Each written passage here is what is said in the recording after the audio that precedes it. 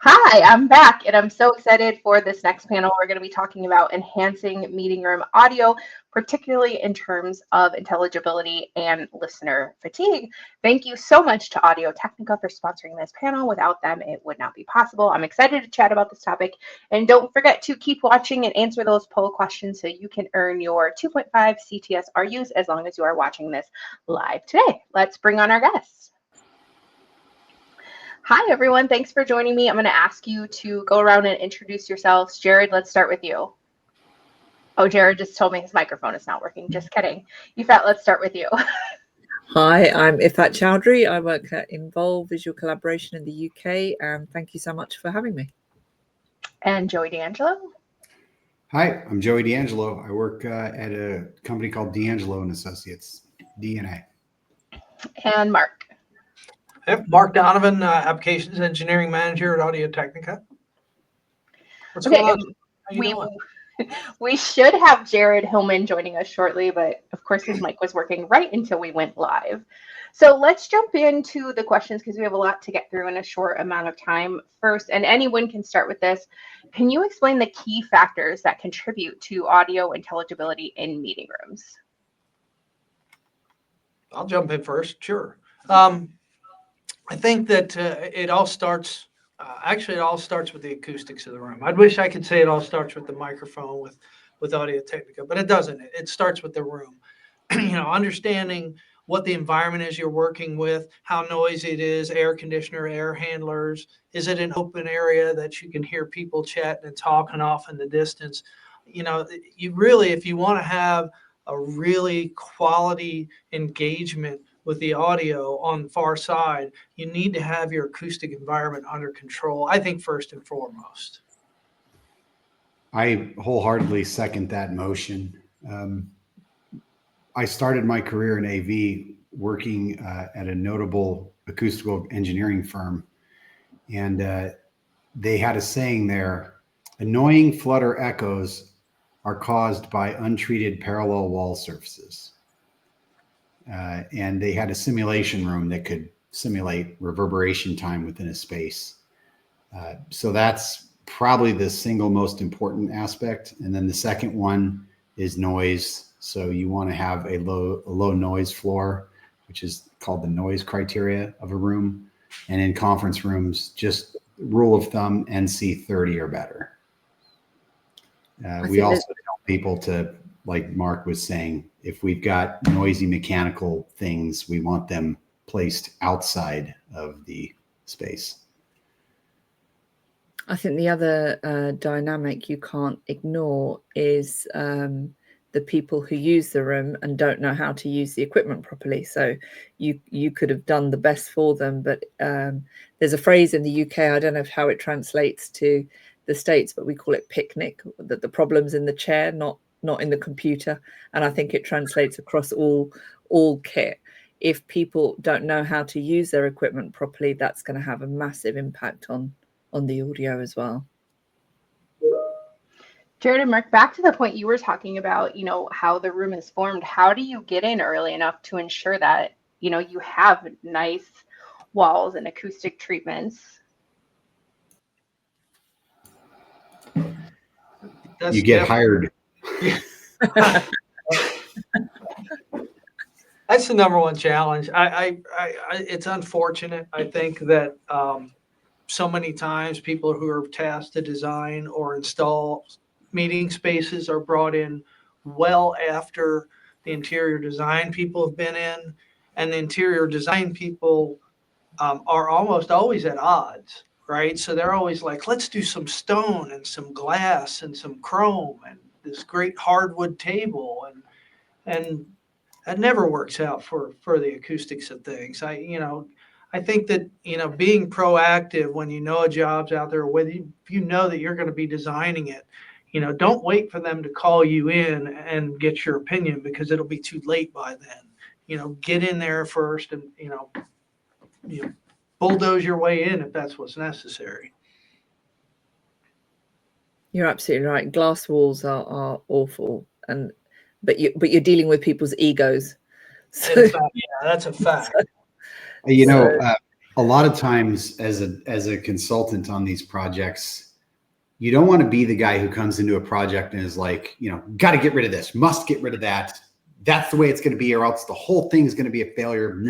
There's a lot of people in our industry who walk into these projects on top of water somehow and have that attitude. And I think everybody knows that acoustics are important. We have to lead off with that for the purposes of this podcast, but I think it's the expertise that we need to hone our skills on as an industry is the implementation of these requirements and how we go about gently slipping them into the project without ruffling too many feathers. And I say this on a variety of topics. They have the kickoff meeting. They go around the room. This is the architect. Hi, I'm blah, blah, blah. This is the structural engineer. This is the electrical engineer. This is mechanical. Oh, and over here's the AV person. And everyone in the room goes, oh gosh, here comes the AV guy, right? Because the experience that we deliver on a lot of our projects is just somewhat stern sometimes, or somewhat given from a deity-like position. And I think we can get much better performance out of our rooms if we perform better as recommenders. Is that a word? Recommenders? Yeah.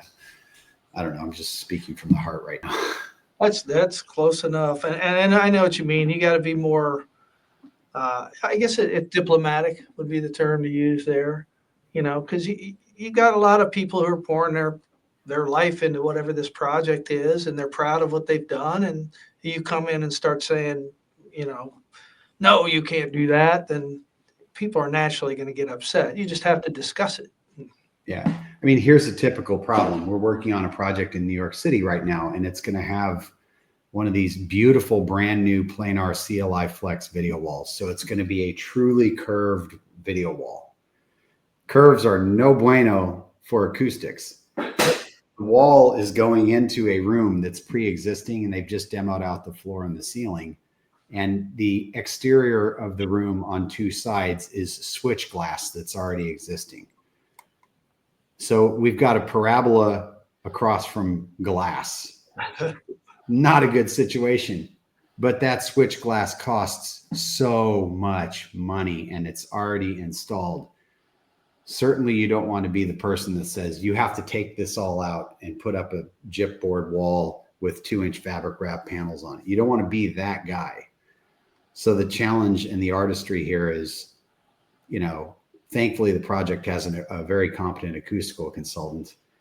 And he's looking at me on the Zoom call and I'm looking at him and we're like, oh gosh, how are we going to deal with this?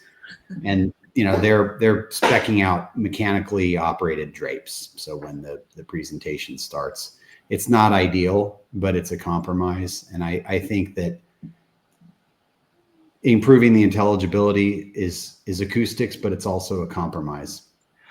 You're right, because everything, so here I am. I'm in a big shoebox room here. I'm 8 feet away from my microphone. This is 28.5 feet by 18.5 feet with parallel walls. But you guys sitting on the other end would not know that. That's because I had all the luxury I wanted to in here. And this is not stone back here. This is all acoustic treatment. But we rarely get that full option to say, let's do the acoustics exactly as we want to. But understanding and trying to help as much of that as possible before we move on to all the rest of them. And in fact, I think a lot of times, I know a lot of times that what your acoustic hand that you're dealt is how you're going to choose the next technology, how you're going to choose what happens next.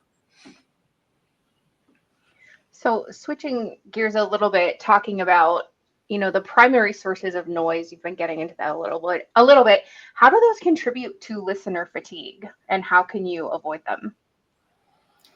Well, listener fatigue is one of those things I think that everybody who's listening to this has dealt with. I mean, ever since, certainly gotten worse with COVID when, dogs barking and air handlers and trucks and lawnmowers and everything else from working at home. But that constant background noise really it's distracting you, if not consciously, certainly subconsciously. And it makes you have to work harder to focus on what's being said as opposed to being distracted by something else that's going on outside of you.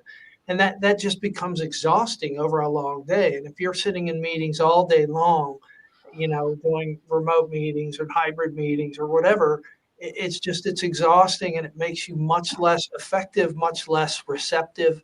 So really, that's something that people don't pay attention to. And I find it interesting that a lot of times I'll listen to distance learning stuff when you're talking about classrooms where students really do have to pay very close attention to what's going on. And then there's just awful air handler noise that's a constant in the background.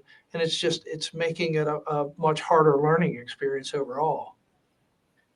I think also with people returning to the office, that's been quite a shift change for that as well, because I know when I'm in the office, the distraction and the exhaustion because there are other conversations happening in the shared space or in the room next to you, or you can hear the aircon, all these things that actually when I'm working from home, I don't have.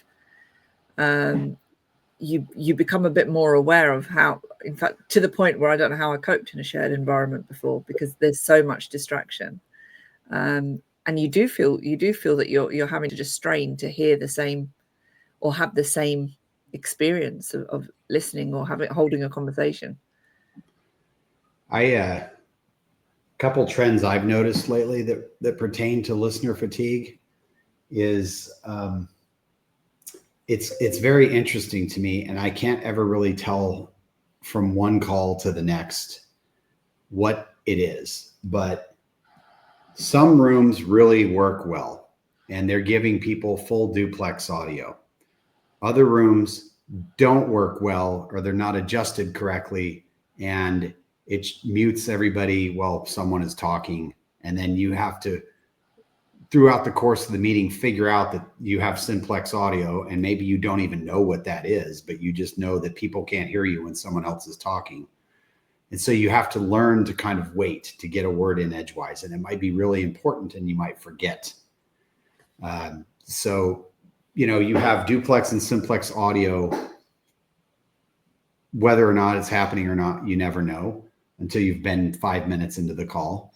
And then a lot of the fatiguing things it might not be the Core 110 or the Audio Technica microphone. It might be the dang platform itself. It might be the Teams. Maybe Teams is having an off day. Maybe your computer is having an off day.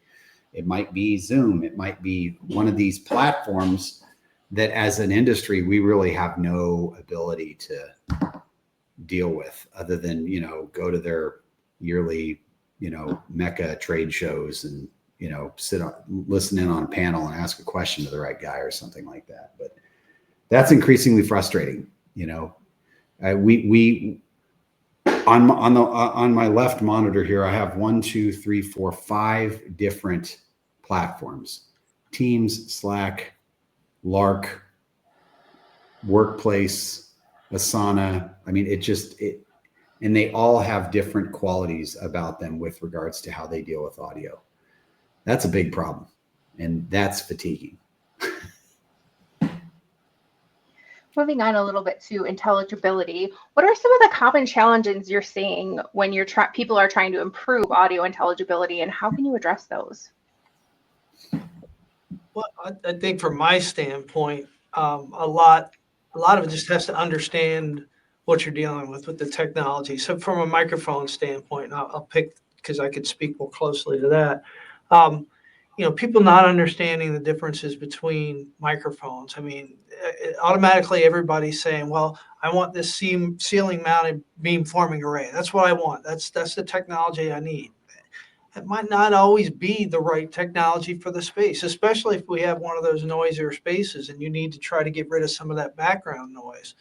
And so, I think that oftentimes the solutions are driven by perception rather than, the reality of what is right for the space.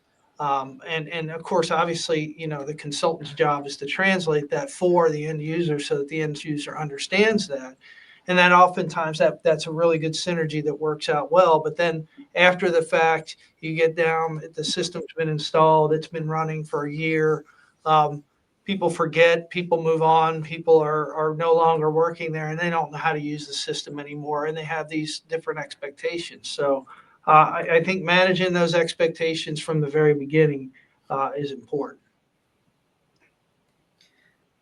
I think just to follow on from that, having proper amplification, because sometimes people think that louder or increasing the volume is going to be great, but actually, if you don't get the amplification right, you're not just amplifying the speaker's voice, but you're amplifying background noise. So you may need to look at noise reduction or sound treatment or, you know, other elements within that space as well. So louder doesn't always mean better either. Yeah, I'm as a designer, it's super important to pick the right tool, you know, and I my hat is off to the entire microphone industry. I mean, I remember in the early 2000s to mid to late 2000, you know, almost around if you did a ceiling microphone, you were like risking your career. And I think I even wrote an article for for Kirsten Nelson back in the day. It was called Ceiling Mics. 50% of the time they work 50% of the time. And I mean, it was hit or miss, right? And then all of a sudden we have these beam forming microphones come out, and they have just made all of our jobs tremendously easier. But even more, each of these beam forming mics have different capabilities. You know, you've got all sorts of different ones. And I remember once I had a project, it was for my wife's company, their boardroom. And my wife uses this room. So, I mean, if this room didn't perform, I was going to hear about it every night at the dinner table. And that was not something I looked forward to. And I ended up speccing out a microphone that lived at the front of the room and could literally chop out the audio from the top and to the bottom, just above the table. And it focused on where people were seated and whatnot. And it worked amazingly well, but it was a noisy room. So I had to get rid of that mechanical noise. And, you know, the benefit was I could get rid of people typing on their laptops or doing other annoying things. But picking the right tool and picking the right tool for the type of client is super important. Some are more picky than others. Some have a culture that allows for certain levels of quality. And matching that with the budget. Yeah, getting people to understand that as well, getting them to understand the difference between echo and reverb, and that you've got to treat it differently, but people don't understand it. But yeah, in budget. So, you know, continuing on, what are some of the common misconceptions about meeting room audio intelligibility that you think you should clear up today?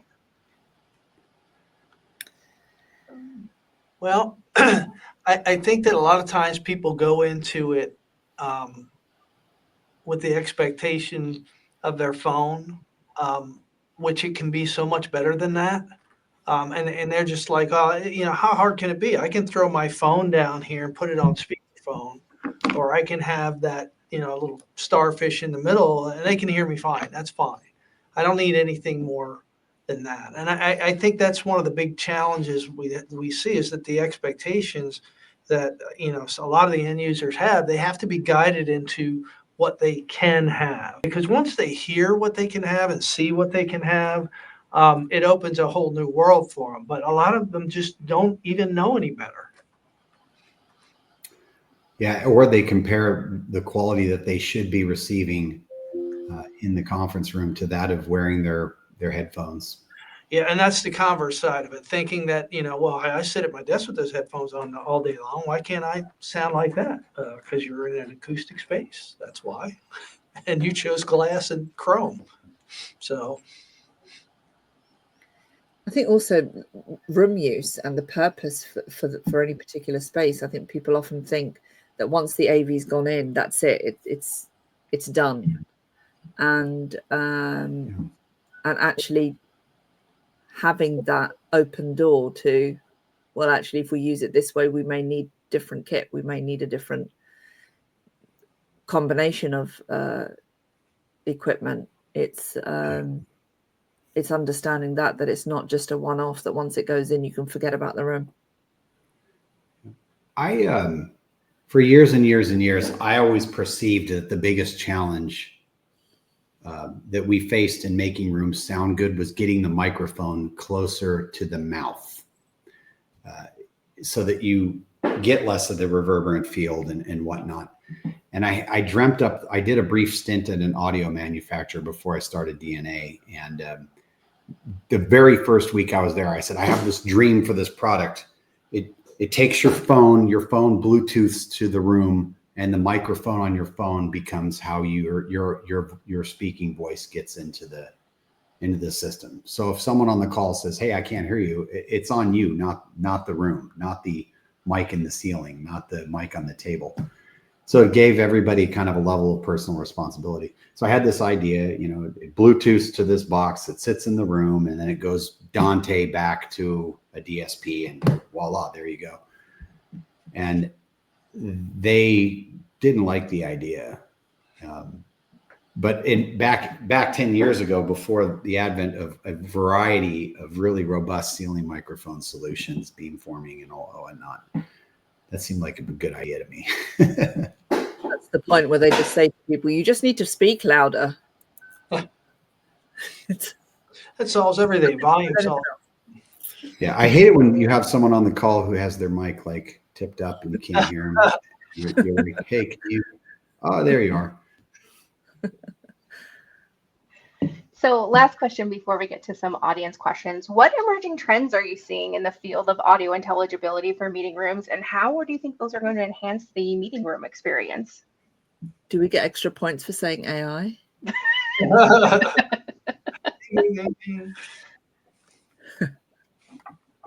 But AI?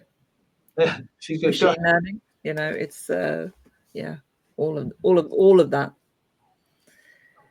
I think for me, obviously with I think most people know that I speak a lot about D&I, and that's why sound is really, the company I work for, we have a department that deals with British Sign Language. We offer translation and interpretation, and we work with the deaf community in the UK, and we've employed deaf people, which is brilliant.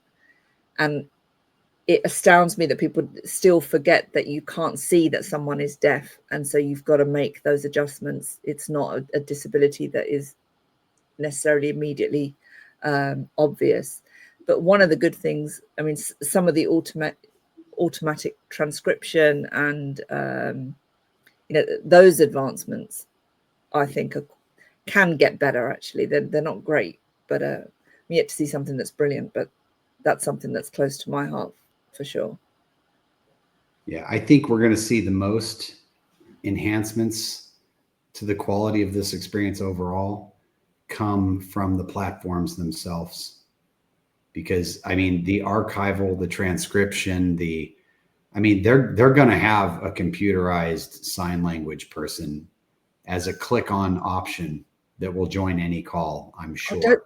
My team need to close their ears. They're real people and very good. Yeah. We have internal calls at DNA, and people use all sorts of sign language, but it's mostly really vulgar things. But, It's after hours in the UK, so you're all right for this audience. I think from our standpoint, from the microphone standpoint, as Joey pointed out, there's been a lot of changes in the last 10 to 15 years in how these smart microphones can manage. And a lot of that, I think, moving forward is going to be involving noise reduction, because we really, all of the major manufacturers have good quality microphones. You can't really slam any of them, and they have good intelligibility from the start. But then we get back to what we talked about earlier, which is when we're being forced into this not perfect situation, we have to make those compromises. So how do we get rid of that air handler noise? How do we get rid of steady state noises versus random state noises? And there's a lot of great noise reduction algorithms available inside a lot of these microphones. But I think, since AI was already mentioned, I guess I can mention it again. But like some of the AI noise reduction to help get rid of some of those random state noises. And Joe, you're right. I think a lot of that is in the platform, but I think there's inconsistencies because it's going to be based on, the computer configuration, and you got people that are running a PC that's on the screaming edge, being ready to halt and catch fire. So let's trying to come up with something ahead of that, I think is what we're looking at for the future. Yeah, I'd like to see a lot of the manufacturers who have DSP software automate as much as possible. We have a saying in DNA, because we automate everything that a consultant has to do as much as we can. And whether it's a report or a bid form or a specification, if you have to rely on a person to remember to do something in order for the outcome to be correct, then you have failed. And a lot of the DSP programming that we do, a lot of the configurations, it all relies on someone remembering to do something. And I'd like to see the software that configures all these things do more for the installers and the programmers, so that we don't have to rely on people remembering things. Nothing against people, but if you're hoping that someone does something correctly, there's a chance that your system will fail. It's the weak link in the chain. So. Let me get to this audience question. This person says, obviously budgets are limited a lot, and their organization is looking, in order to get the money to redo conference room audio, they need to prove the ROI of the system. What are some strategies for monitoring and evaluating their performance of the meeting room audio?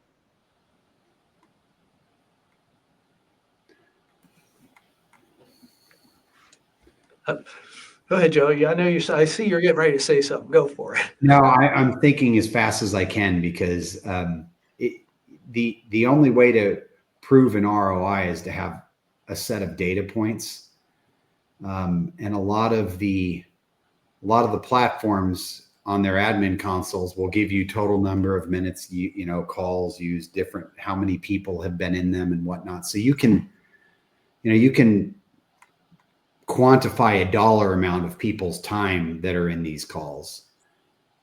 So you have that. And then if you can quantify the number of tickets you have that might be intelligibility, or this system didn't work, you can say, all right, well, this call failed, it was an hour, so on and so forth. So, using good products and having a good design, you might be able to quantify some dollar amount that way.